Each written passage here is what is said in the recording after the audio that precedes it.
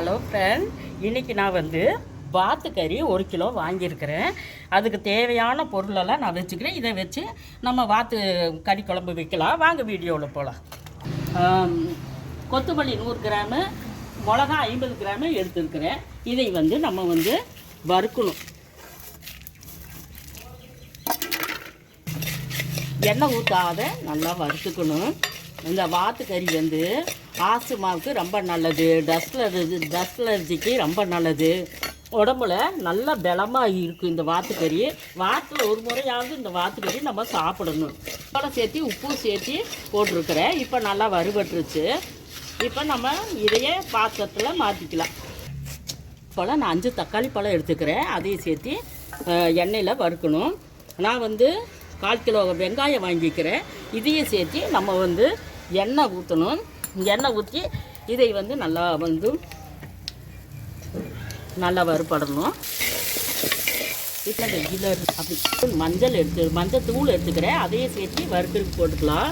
அப்புறம் பெருஞ்சீரகம் 1 ஸ்பூனு, அப்புறம் சின்ன சீரகம், மிளகு எல்லாத்தையும் சேர்த்து நம்ம வந்து இப்படி வறுக்கணும்.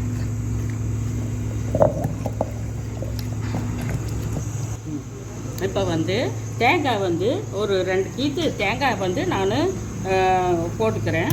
இப்போ வந்து நல்லா ஆட்டிடுச்சு.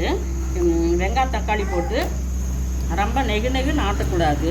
கொஞ்சம் 1-2 அந்த மாதிரி தான் ஆட்டணும். 2 ஸ்பூன் எண்ணெய் ஊற்றிக்கலாம். பெரிய ஸ்பூனில் 2 ஸ்பூன் எண்ணெய். இஞ்சி பூண்டு விழுது வச்சுருக்கிறேன். அதையும் சேர்த்து இஞ்சி பூண்டு,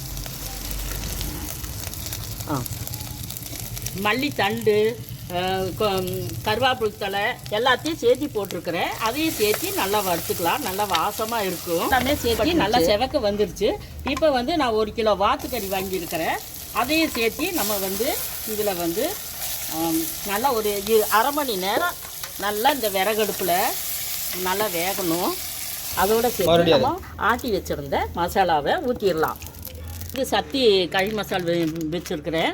அதையும் சேர்த்து நம்ம இப்போ போட்டு நல்லா தொலாவி விட்டுடலாம். எப்படிங்க இருக்குது? நல்லா சூப்பராக இருக்குதா ஃப்ரெண்ட்ஸ்? நீங்களும் இதே மாதிரி வாத்துக்கறி குழம்பு கை ரசமும் நீங்களும் வச்சு சாப்பிடுங்க. இப்போ கை ரசம் ஊற்றும் போது நான் பார்க்குறேன்.